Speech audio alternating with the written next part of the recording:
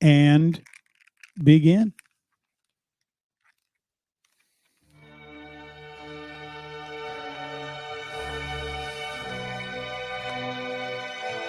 It's like Masterpiece Theater.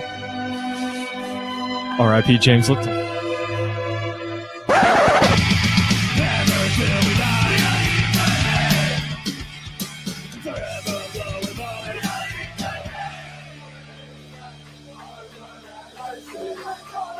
Hey, we're back. Good evening. Hi, Mark. Hey, Kev. Come on, you irons. After a win? Oh, my God. I think it was a legitimate win. We're beside ourselves. It was a happy day at Pub Mahone. It was. It was. It was. Right down to a cameraman randomly showing up. Yeah, that was super weird. I didn't understand what was happening, really. I think it had something to do with because they're trying to be like kind of like one of the supporters bars for the away games for the Columbus Crew. Uh-huh. And because it the day it was Christmas Eve for all of you out there in podcast land and on American Hammers TV that don't know what Christmas is. It is the opening day of the Columbus Crew every year is Christmas, and the day that West Ham beat Southampton the other day was Christmas Eve. So there was a news crew who suddenly showed up.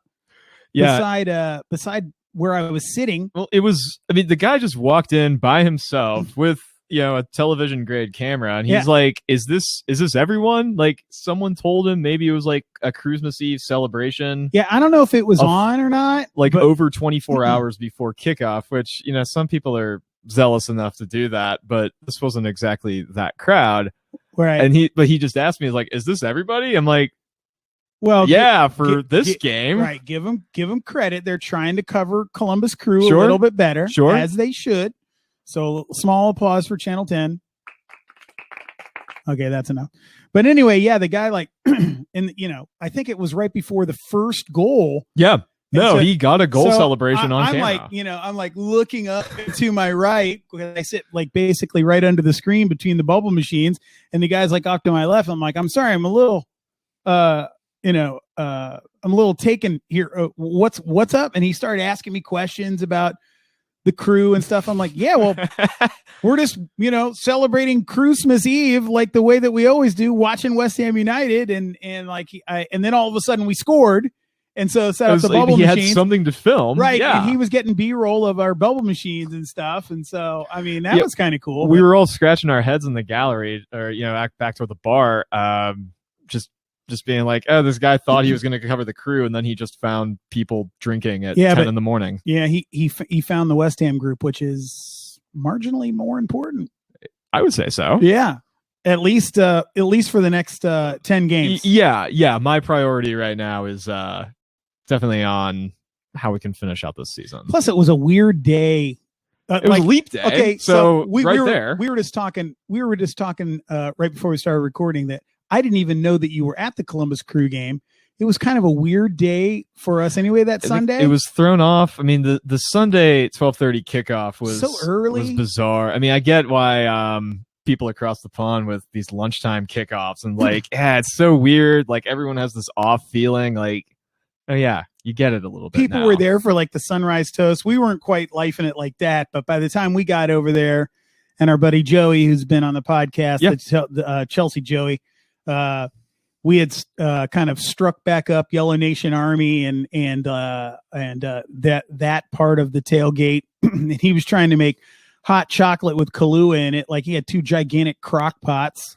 And but then he lost power to him. Like, that is bone cold, bro. Ooh, it's kind of a little bit gross, but whatever. We got drunk anyway. But I just didn't see you. I went in like an hour ahead of time to go set up the drums and stuff, and I didn't even know you were there till I saw your Facebook post, and you're like, "Happy Christmas!" And I was like, "Oh, Mark was there." So I didn't even. Oh, yeah. You must have been sitting up like a couple rows up above where I was at. Yeah. Well, yeah. We showed up to the stadium late. got to the Nordeck, probably like 15 minutes before kickoff. And that's respectable. Oh yeah. Yeah. No, we were there, but the opening day crowd was there, and maybe some unsafe standing in our area, but good time, good spirits, and good win. Most people don't make it in before that early anyway. Oh yeah. Yeah. So you're good, unless you're an insane person like me to go set up all those drums and shit. That said, I'm looking forward to the next game kicking off at a more reasonable 5:00 hour. Sure. Yeah, that's exciting. But 2 wins on the weekend for us. It's a rare feeling. Never ever happens. Heather was even saying when we left Pub Mahone after the West Ham win, she goes, "Great, now the Crew's going to lose tomorrow," because that is what happens every single fucking time. But maybe this is a brand new day. The Crew are bringing their new MLS energy. It could be, and we're carrying our spirits. Our West Ham. We were riding a high. It was just so weird because, like, by the time the game was over, and our supporter section was way out of whack and out of practice, and the drums sounded like shit, and hardly anybody was saying. You couldn't tell. Yeah. Thanks, bro. I really appreciate that. I couldn't tell which songs were being sung. I think I was off by a few notes a couple different times. Well, we were celebrating the day before. I hardly had anything to drink on Sunday at all. So I had plenty to drink on Saturday.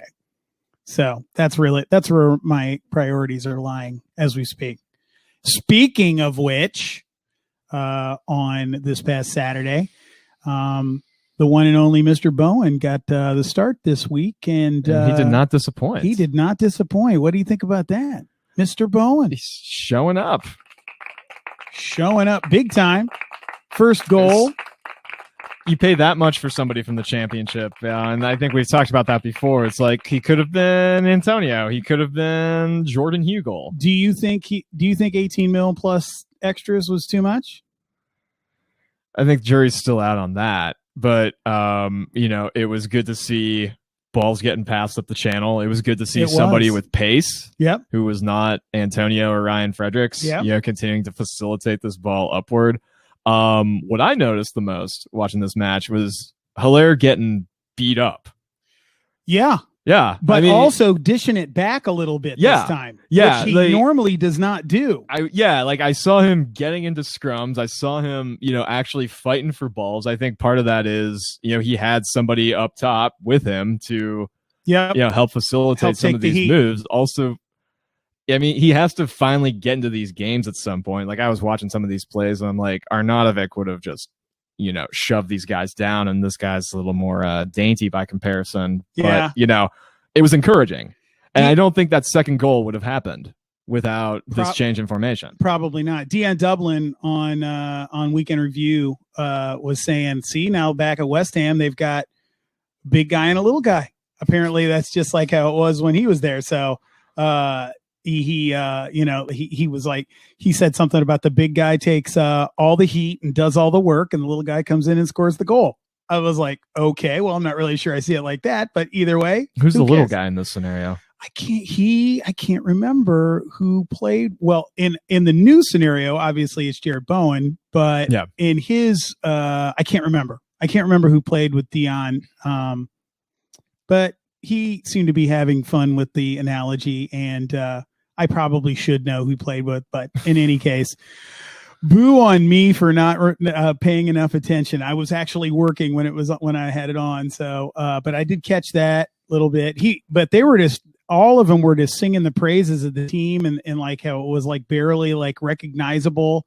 It was a good effort. I was glad to see, and I saw all 2 minutes of the Liverpool match before, but good to see that everyone's reaction could carry over into that week. And we definitely need it, because as soon as we got out of this win, Watford had to spoil our party, didn't they? Wow. Yeah. Either that, or we just opened up the wound and then they just walked in, one way or the other. But obviously, look, people said Liverpool were lucky to beat us last Monday. You know what I mean? And after seeing that, how they were against Watford, like, I watched most of that game. I was like, wow, this is not the same team. Like, what the hell is going on? So I don't know. That was terrible. That was just. It was that bad. I didn't watch it. No, Liverpool's effort was this not. I mean, truth is, it looked kind of like West Ham has the early part of this year. You know what I mean? Like a complete lackadaisical, like a lack of effort and just falling apart. It was just, and Watford just brought it. Like they were just coming down like thunder, dude. Well, good news for 2004 Arsenal and keeping their Invincibles record intact. But, bad news for... You see their Twitter feed? It just said, whew. That was funny. Glad history can stay. Glad that, the New England Patriots are not being replicated in the northern of England. But, now it's really our mistakes are still coming back to haunt us. You're talking about like points lost, especially from winning positions, and now we're like grasping for here. We were looking because we left the bar fully happy. Hey, we're 2 points clear, and it's like Liverpool's playing Watford. Of course, what can go wrong? Sure. Now we're back out on goal difference. We're still in 16th. We're in 16th in a 3-way tie. Sure. I mean, look, we got what they were saying that we needed to win. Something like 5 of the last games. 39 is the points target now. Okay, so 5 wins. So 5 wins, and that was before the game against Southampton. Yes. So 1 down, 4 more to go for probable safety. And I've got them all lined up here. We're going to talk about what we think we're going to get from the next 5 and then the next 5 after that. Because, I mean, dude, some of it's pretty, some of it is not. Oh, yeah. But it all depends. Like, if they come and they play the way that they did against Liverpool and against Southampton, then I feel that we have nothing to worry about. They're playing like definitely like a top 10 team, like all of a sudden, out of nowhere. It looks good. Yeah. We're still worrying about other people's math, though. And it's just like, that's mentally taxing enough. And, you and I don't have the time to go through and figure out all the probabilities of like, oh, well, if Villa go on this run of form sure. or all of these different scenarios. And it's just like, that's still too close for comfort. Also, we're not soccer experts. Your weekly reminder. Okay. Yeah, my weekly reminder. Anyway. Yeah, I know what you mean. Like, we got to worry about what other people are doing. Yeah, for sure. We've done this every single week. But I mean, that's what a relegation battle is. You know what I mean? And does it suck to be in it? Yeah, in a way. But if it was like, if we were just like hanging out at 9th. Sure. You know what I mean? Been there before too. It might feel a little better. There might be a little less unrest. But it wouldn't be as exciting. Come on. I was promised 7th place back in August. Is that what I said? Oh, no, that was what the run up to the season was, no less than a top 7th finish will do. And, we've tamped down. Hey, you know what? A little bit. Since we've been talking about predictions for where we were going to end, I've been sticking at 14. I'm still sticking at 14. All right. I'm there. I'm 14 for the Hammers. Yeah, congratulate yourself. I'm congratulating. Okay, that's enough of that shit. So Holler scored 1, and also impressive and looked tough, a little bit like a linebacker. A little bit. Antonio scored 1, should have easily scored 2. Yeah. The second one, at least, like, I know. When he gets that break, when he gets when he gets the thoroughbred legs just hoofing, you know what I mean? And he gets that head of steam out in front and there's nobody but him and the keeper. There should be nothing to hold the ball back. You know what I mean? And he fired one. And, the funny thing is I've watched the highlights like 2 or 3 times since Saturday. And every time I'm like, God damn it. Did it make a big difference in the score line? It would have helped in our goal differential. Yeah, it would have kept the points total. But damn, I love to see him put the ball in the back of that. He loves it too.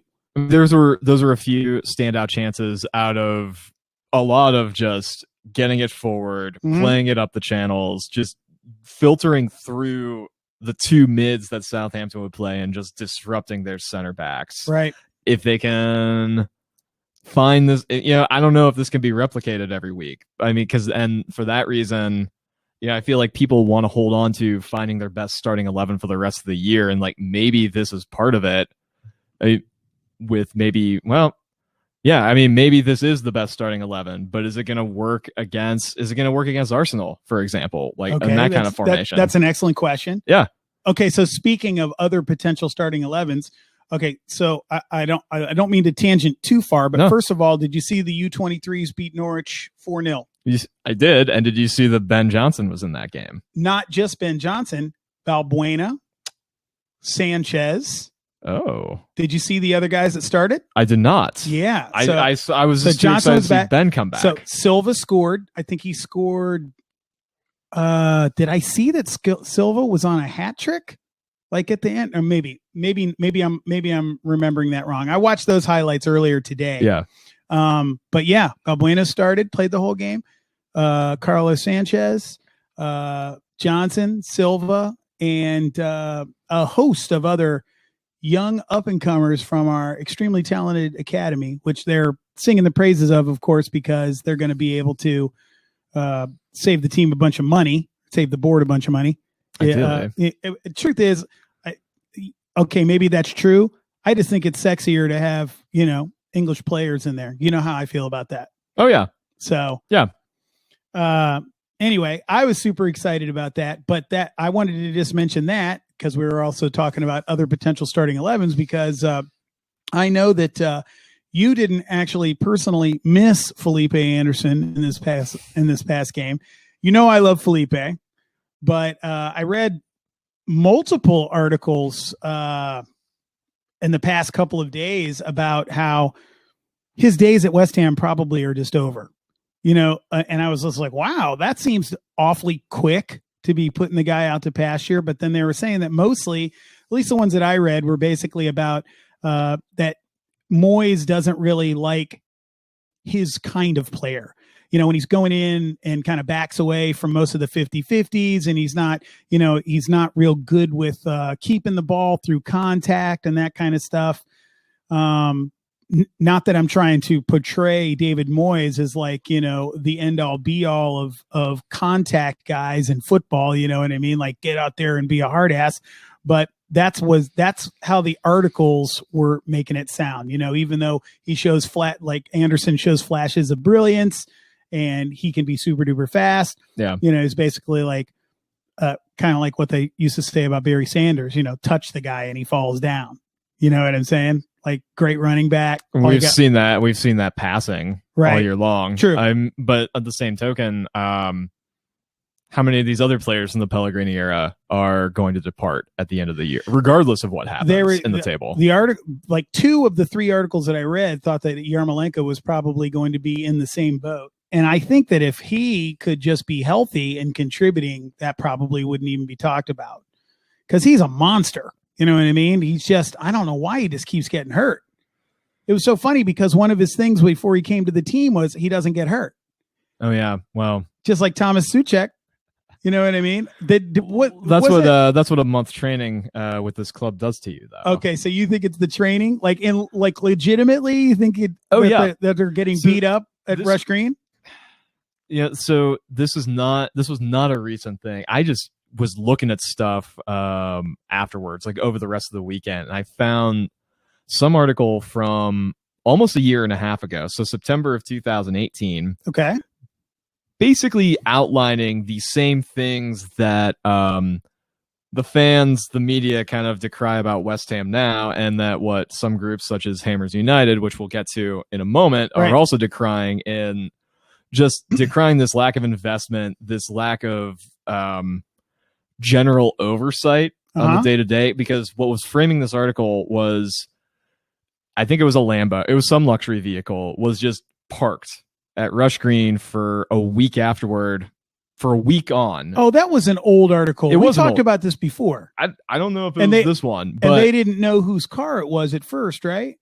Well, they figured out it was Diaf or Sacco's. Right. And they just left it there. And but it goes on. And this is after he was already gone from the team. Like, he had already left. He just left a car there because, he had enough money to buy this car. But it goes on into all of these other training ground, like, not having a heated pitch, having to outsource, go to a third party field in the event of it was some inclement weather event the year before. Sure. All of these things that continue to fly counter to, the board has spent all this money. We've spent whatever, 10 million, whatever the figure is. Yeah, but most of that wasn't on Rush Green from what I've heard. Most of that was on the academy areas. And look, are they spending what they're supposed to be spending? I mean, we don't know, but I don't think so. No. And so arguments to be made there, Sure. I think, are completely valid.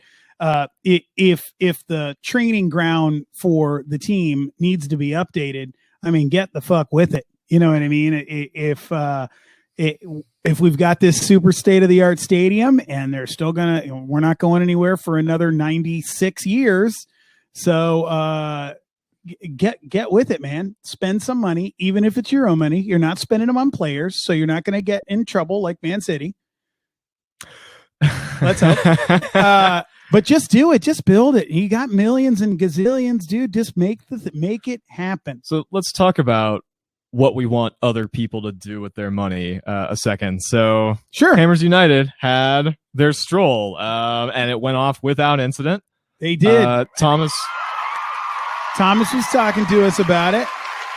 I wanted to say congratulations to Hammers United for a peaceful and successful demonstration. Oh, that's really loud. Okay. They say that use of drones and everything made it so that they were able to figure out it was almost 8,000 people along Greenway. That's awesome. And then many, many more, even when they got down to closer to the stadium and the Stratford area and Pudding Mill Station and all that stuff.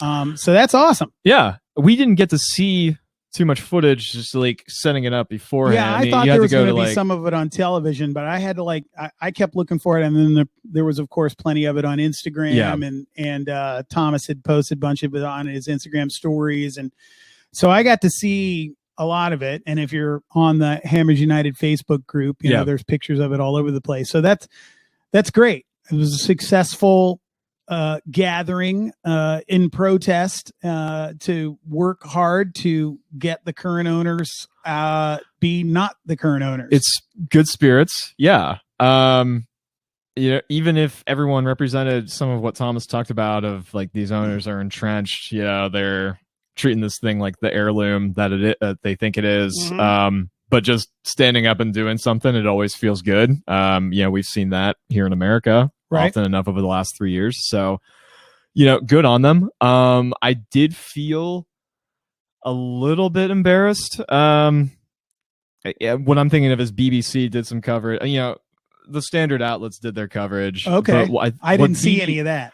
So BBC, I thought, did, in their droll, neutral stance that they take, just here's what Hammers United is. Here's what they're trying to say. They want the owners out, but they don't quite have a vision of what would happen next. So getting exactly what you've been talking about the last few months. Like I couldn't see the actual path. Towards... and that is definitely fair play to them for raising those questions. I think it was a pretty balanced take. However, the top photo is one of the banners that I've seen circulated more widely where there is just a blatant misspelling.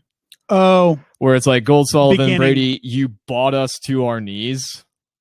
Oh, that's not the one I saw. I saw one where the word beginning was misspelled. But hey, look, they're filled with heart. They may not be filled with the spelling chops. I'm gonna give them all day with that. I mean, is this like Cockney English? No, the one that I saw was I think people might have been carrying it through the stroll, but at one point the picture that I saw was hanging on front of the Victoria Tavern. Yeah, and it had 3 versions of the logo. One of them was from TIFC, and it said "From the beginning," and beginning was missing an N. But you know what? Fuck it. It's not like you couldn't read the thing. So no, but it was funny though. No, but there's some among us, and I guess I'm representing a minority. I hope it's a minority who are just going to notice these things. Sure, it's just like you can't help it. Yeah, you can't help it. Yeah, but you know I'm glad you showed. Their hearts are in the right place. Oh yeah, I was scrolling through Hammers United the day after, and some guy had taken a picture of his son. they're standing outside the stadium at that point, and he's like a younger guy, thin guy. He's got the Run Like a Circus giant decal on his back, and it says, "See, here's my son. It's not all old fat men." I did notice that. Right. It was a mostly male under 5'10" audience. Yeah, but you know what? Look, those are the diehards. Those are the guys that made East London what they are. And that's the typical football crowd. Yeah. Yeah. Well, it's the typical football crowd with West Ham United. Right. Mm-hmm. It's what I think of because it's what I became accustomed to the couple of games that I've got to see there. So I was just like, oh, well, I kind of would have been disappointed if it wasn't that clientele. You know what I'm saying? Oh, yeah. That's something that I think it would totally look in place. Plus, I'm an old, fat, white guy. Don't be so hard on yourself. Oh, come on. Yes. Anyway, so the stroll went off. Well, their message is out. I think it's undeniable. I don't know that anything's happening forward. They're claiming a victory, so good on them for that. Yeah, kudos. And I don't know what's next for them. I haven't heard about anything. I haven't heard anything else planned. I think we'll keep watching. We'll. I hope they continue to develop what they actually want. Right, and you sent me a link to an article today about a call for the end to the protests. Yes, another old, probably fat white man who claims it was Terry Creasley or something like that. He claims to be Bobby Moore's old pal. Right. Yeah. Now, what were you saying right before we started recording? Like the guy might be like in the board's pocket or something? Something else that you read? Well, to read Hammers United's response on Twitter, it sounds like he's some board flunky or, someone, trotted out to try and quell this, to try and say, you were a vocal minority, the keyboard warriors, as Karen Brady would call some London Stadium Is he an opponents. ex-player? No, as far as I know. Okay, he's so just supposedly he's just Bobby pal. Moore's drinking buddy. Yeah, I'm sure he had several. Oh, Jesus. But, okay. For me, it was less about whatever that was about and more of it's about time that his name got invoked for one side's end. Right. It's almost like if you argue with somebody here in America of of whatever political stripe, and then they'll invoke like Martin Luther King's name. Right. It's like you just use that name. It's like some universally understood symbol for good or symbol of quality, a hallmark of this brand. I see what you're saying. So you're thinking that the entire reason for the story at all was so that they could say Bobby Moore would turn over in his grave. Okay. Oh yeah, they want to do it for the soundbite. I got it. I mean, it could have gone either way. Like you could have seen an anti-board person. Well, that's saying stupid. the exact same thing. That's just reading that headline. Oh, I mean, like again, we don't live there, and I'm not privy enough to the history that I would know like what Bobby Moore thinks. I mean, if this guy is his friend, then maybe he has a better idea than I do. But when I think of Bobby Moore, I just think of West Ham United. You know what I mean? Like, I think truthfully, maybe Bobby Moore would be turning over in his grave if he saw what was going on. But the truth is, if Bobby Moore was still alive, I will bet you, dollars to dime shells that they would not have been moved. They would not have gone to London Stadium. There would have been some kind of like gigantic protest. I don't know. Like, I mean, if he were still, that's tricky to get into that sort of scenario. That said, I know he was chasing a paycheck just with the rest of us. Even he played in the NASL at one point. Right. No. I get it. But I mean, he is an icon of the club. Right. London Stadium is not an icon of the club. These guys that own the club right now, not icons of the club. So they really shouldn't be tossing his name around like that. Yeah, I think like for everyone involved, like that should just be off limits. Mm-hmm. Don't be dragging up a dead guy that you all like, that trying to everybody make him universally likes. Yeah, right. Try to put him on your side. I mean, that's not going to work that way. I think everybody's going to see through bullshit. Okay, so I didn't really get the full breadth of what the article was, and you sent it to me like the middle of the day, and I only had a second to skim it. You but read now, like whatever reaction of this protest you can get, and to me, this was one of the more ridiculous ones. Right. Okay. Terrible. All right. So stroll good. Win good. Win good. let's start talking about upcoming games and how many points we realistically are going to be taken from these. Let's take the first 5. I'll tell you what. So we got Arsenal. We're away at Arsenal, then the Wolves, away at Tottenham, Chelsea, and then Newcastle. Let's start there. What do we think is going to happen this weekend, Mark? I mean, more than just a score line. Like, sure. Do you think now they have been slumping lately? Oh yeah, Arsenal. I mean, that is as much a story of the season as any. Is just Arsenal falling apart, and I want to believe that this club knows that they were absolutely embarrassed the last time they played Arsenal in December. Sure. I want to believe that they can come back with a response. Oh my God. On the heels of this. For me, I'm feeling like it's a point. You think it's a draw? I think it's a draw. You know what? I'm kind of with you there. I'm still holding out hope for 3, but I'm thinking it's a point as well. All right, so let's just go down the list, or else we're going to be here for 5 hours. Yeah. So of the rest of the first 5, Wolves, Spuds, Chelsea, Newcastle. How many points do you think we're going to take from those 4? So we're at a tally of 1 so far from the first 5, with a potential 12 left in those first 5. I almost want to say, I'm torn. Do I want to say 3 or 4? You're saying 3 or 4 total from the other 4? From this first 5. So what I'm looking at is can get a point at Arsenal. Get a point against Chelsea. Okay. Get a point against Newcastle. And you think loss against Tottenham and Wolves? I don't think they can beat Wolves. I think, there's just too much pace. There's too much speed. I think they'll be overmatched in that game. I think they'll want to show up for Tottenham. Yep. But they'll want to show up also for the Gunners. And I feel, and it hurts me to say that, because if it's spring, then it means West Ham upsets Tottenham. And I have my whole thing where, like, the last 3 years, they blast the New Order song before that, because it was spring 2017. We were sort of in a similar position. Yes. I remember going to work that morning playing Touched by the Hand of God. Yes. And then Lanzini scores. Yes. Remember that? Yes. Way back when. But, that has happened the 2 subsequent springs past. Okay. 2018 and 19. I'm like, I want to believe it can happen again. I don't know this time. Yeah, but in 19, we got to watch Antonio ride a fake horse. We did. That's right. It seemed like right. It could be jacking off a giant horse. Who knows what he was doing? That dance was something else, wasn't it? Just splooshing all over the new stadium. So that's all right. So I think there's a lot of head mental head over heart feeling in this. Sure. And I'm saying I'm feeling 3. You're feeling 3 from the next 5.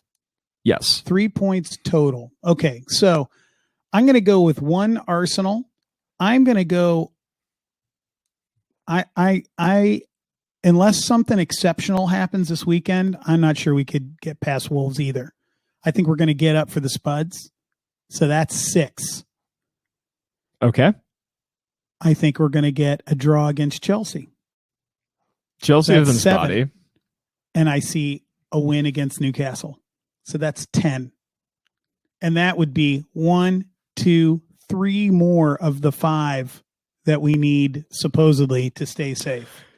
Yeah. I see 10 points from the next 5 games. I do. I look at this. I want to say that they can come up with a shock win against one of these, at least one of the big 6 clubs. I mean, they're good for a couple every year, and the only one that we have, we saw Man U way back when, and that feels like a lifetime ago now. And then we saw Chelsea, but yeah, we'll talk about that in the next 5 though, because they're not doing super well either. So Arsenal slumping, and we're riding a wave of new guy and renewed energy. I see a win there. Tottenham, no Son, No Kane. No Kane. I think it's going to happen there too. So at least those two. And now and every West Ham fan in the world is going to go, all right, they're predicting win against Tottenham and win against Arsenal. But you're not too far off just knowing the record this year and how much better they've been playing away from home. Sure. These are all road games. Those two are. Yeah. Newcastle's away. Yeah. The ones that I feel probably the worst about are the home games. Yeah. Well, the Chelsea game, I mean, we could give them hell, but I think that Lampard's been rallying them enough to I think that we're going to go ahead against Chelsea. And it's going to end up a draw. If they can shore up the back line, if you can just say if Issa Diop can just make one less mistake, I think Jeremy's playing really well. Yep. I don't think that he should be. I don't think he should be losing his spot once Fredericks comes back. For sure, not 100% no. Right. But I think it's really a question of can Moyes do what he is actually supposed to be doing and solidify this back line, right? Defensive. Because I think if you can do that, then Chelsea is very hit and miss, can be sort of toothless in attack at times. Mm-hmm. You can make something out of that, right? But it varies. You don't know who's going to make a mistake each week. So we got a pretty wide variance of our prediction of the first five. You were predicting 3 or 4, and I'm predicting 10. Let's go with the second 5. There's Burnley, then at Norwich, Watford at London Stadium, Manchester United, and then finally at Aston Villa. Oh my gosh! So some ugliness in there for sure. I mean, this one feels even harder because you have 3 other clubs in addition to yourself, all bunched struggling together. Yep, all playing for it at the end. Yeah. This is what it's about, man. This is the spar. The relegation is knockdown drag out. You know what I mean? That's what makes it exciting. Yeah. It's funny. I never really thought about it this way because, people are, oh, my club sucks. And, they're in the second half of the table. But I mean, that is what makes the bottom of the table in most ways way more exciting than the top of the table. Look, by the time we get to that Burnley game, Liverpool's already going to have won the league. Oh yeah. Foregone. No matter what. So officially. Okay. So right. Like by points done, they probably will have already had their ceremony and gotten their fucking trophy 5 games out. So what's left to watch? You know what I mean? That's when you put the pit bulls in there with each other and watch them tear each other to freaking shreds. So that's what is fun when it comes to these games. I mean, look, if we were, clawing for Europa League glory, I would be happier. I'm not happy that we're in this position. I'm not saying that it should be this way. And I'm so excited for these upcoming nail biters, but this is what really, like, look, you cheer for the underdogs, especially when both teams are underdogs. You know what I'm saying? That's one of the reasons why we love this team, because they're not usually very good. Meanwhile, you're silently preparing for what stream can you find in the Sky Bet Championship come the beginning of August. I'll be honest with you, I'm prepared for it already, but I don't want to go. All right, Doomsday. With that in mind, how many points do you see from this last? All right, 5? so I'll go first on this last 5. Burnley, I see Burnley at London Stadium. I see as a win, so that's 3. They're very hit and miss against Burnley. Yeah, they are, but I think that the real Clarets are going to show through that day. I think they're going to go to Norwich and take those 3 right there. I think they are going to lose to Watford. I think that they are going to lose to Manchester United. And I think that they are going to win against Aston Villa. So that's 1, 2, 3 times 3. That's 9 more points from those last 5. So I see 19 points to the end of the game, or to the end of the season. That's what I see. I agree with you on Norwich and Villa. Mm-hmm. I think at that time of the season, those are the easy ones, dude. Yeah, those are the easy ones, and that's also when they have to dig in Mark Noble has to rip the head off a chicken and say that, we are a Premier League team and has been in this top flight for 8 years. We know what it's like to get out of this. That's not right. These newly promoted sides. That's right. I could see a point from either Burnley or Watford. I don't know which one. Oh, you can see a point from Watford. One of them. They're kicking ass, dude. The Bumblebees are kicking ass. What, the Steelers of the Premier League? The Bumblebee Tuna of the Premier League. I see what you're saying. I see you're definitely you usually take more of a realist approach. So I see exactly what you're saying. I don't know which one it is. I think it's a little too far out to really say. And I feel the same way about Man U. I feel like that one could go either way, more so than you think. I said a loss there, as honestly, I can see that one going as a draw. Yeah. I mean, for as woeful as they have been at times this year, they are not far off a top 4 place. I think it's Manchester United? Yeah. Yeah. Yeah. I forget how the Everton match affected their position, after this weekend. But to me, what's going to be interesting about that game will be a real test of Ole Gunnar Solskjaer's future. And that was an excellent pronunciation of his name, by the way. That was pretty good. That was pretty impressive. All right, I'm glad you know Nordic. I think it's more of a test of his future, and can he produce a side that can play for Europe? Right. I think they'll be the bigger story that day than West Ham can be. But I think that's also very dependent on, as you see there, like Leicester is faltering, Chelsea is teetering around. I feel like exactly. I feel like the 4th place could be Wolves for the taking. I mean, they're right there. Yeah. So where are we on points? 42. I mean, they're tied points wise with Man U, and they're only 3 back at Chelsea. I mean, that could easily happen, especially if my prediction comes true for when they come over to London Stadium. So, I mean, I it's not like you can always count on everybody, but right to win exactly. So I was thinking 19 plus 27, that's 46. I'm saying 6. So I guess that was saying pretty good math with no calculator. Not quite counting as well as Howard Stern can, but not bad. I guess I'm saying 11. You're thinking 11. So I'm saying 41. Either way, we're staying up. We're at 27 right now. 27, right? Here's the P column. Right. We're at 2-7. Same as the Watfords and the Bournemouths. One behind the Seagulls. I think it's so. We both come out with an optimistic view of how this could end. I think mine's a lot more droll and uninspiring, whereas okay, we just need to grind out points. Also more realistic, probably, though. And this is also not factoring in. Either way, I'll take it, dude. You know what I mean? Yeah. 46, 41, either one, we're staying up. So, and that would make me happy. And it would make our group happy. And it would make Pub Mahone happy. And it would make all hammers across the globe happy. Yeah, I am glad that we've avoided just the discussion of, okay, do we need to confront life in the championship on this show? I mean, it's been pretty dire at points, but we're not giving it up just yet. I'm going to file that under supporting the team no matter what.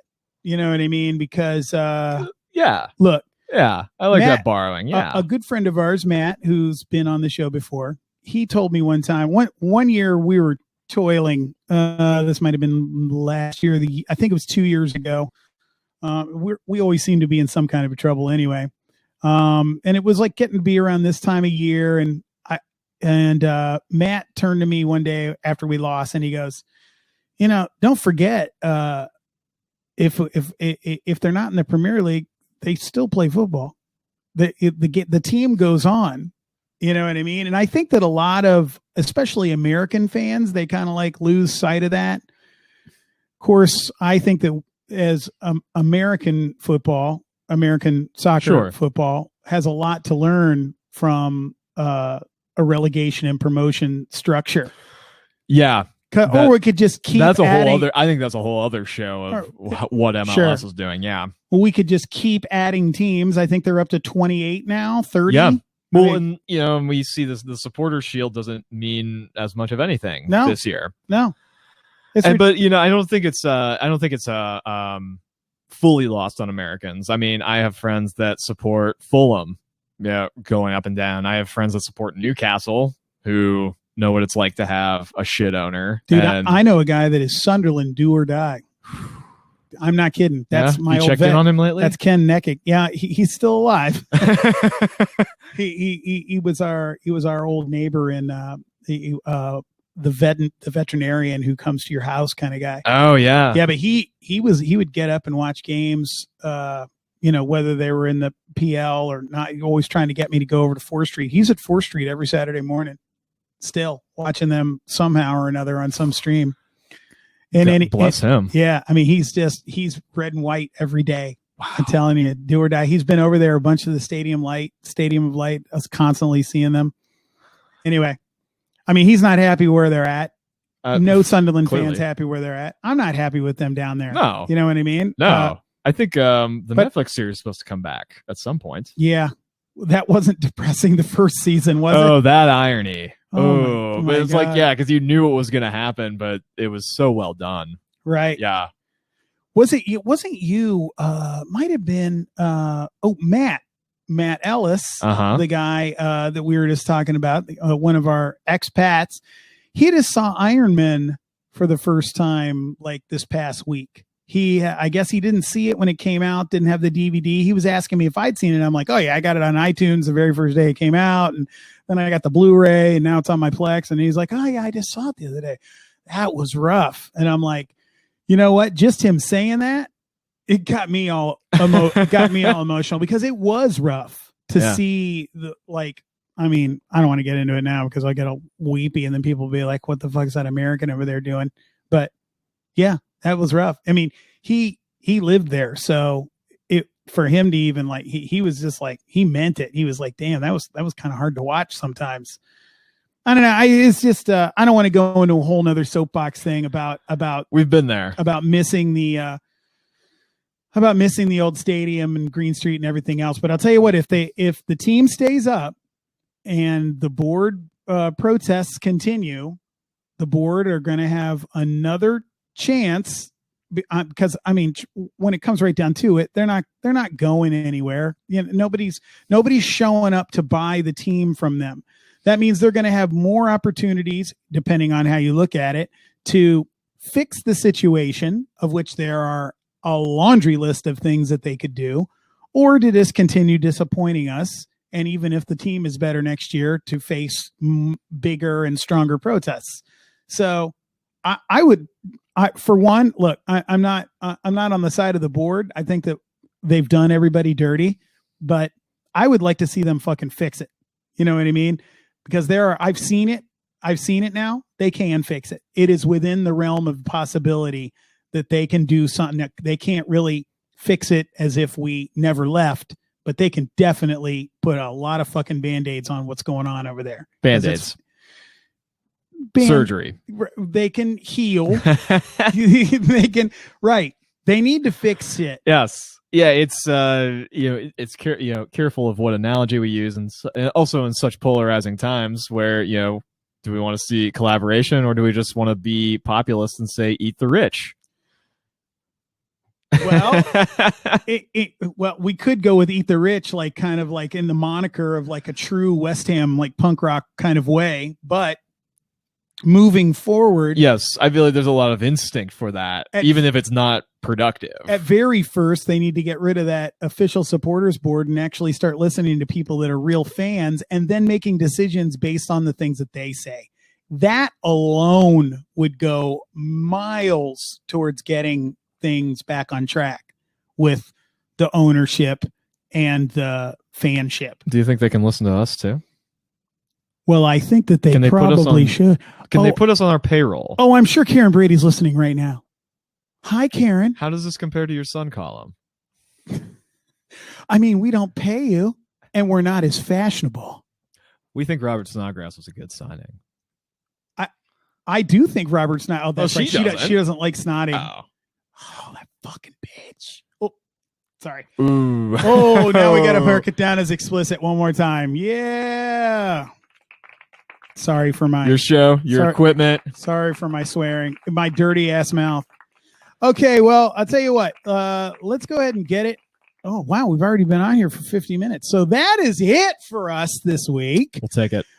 We were looking forward a couple weeks ago to our buddy Eric, who watches the games with us here in Columbus on the weekends and lives. I didn't understand he lives in Cleveland during the week. He's an Ohio jet setter. He's an Ohio jet setter, and he is a lawyer, ladies, well dressed one at that. Even on the weekend games, always in perfectly pressed suit and tie. Yeah, he's like a man traveling on the plane in the 50s. He is dressing up. He's a goddamn looker, I tell you. But anyway, we're hoping to have him. We were going to try to get him on again this week, but he wouldn't answer our text because he's probably out suing people, even though he doesn't do that kind of law.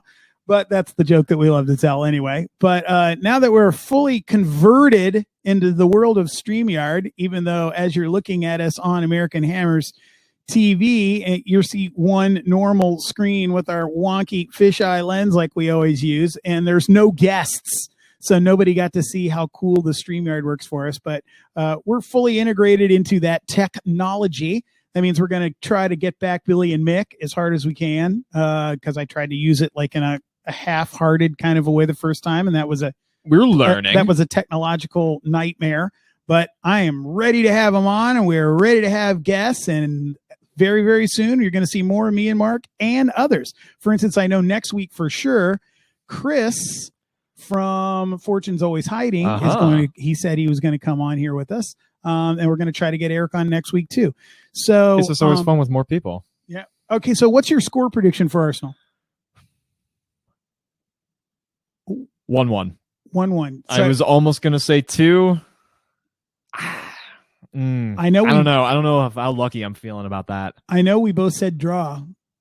I'm going with 2-2. All right. With a real hope that it's 3-2 Hammers.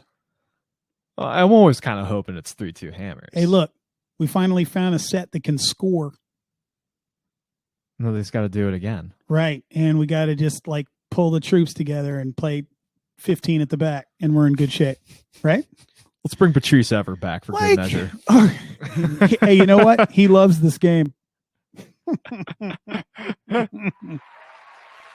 All right, everybody. Thank you so much for watching and listening, and we'll see everybody back again. And until then, come on, you Irons.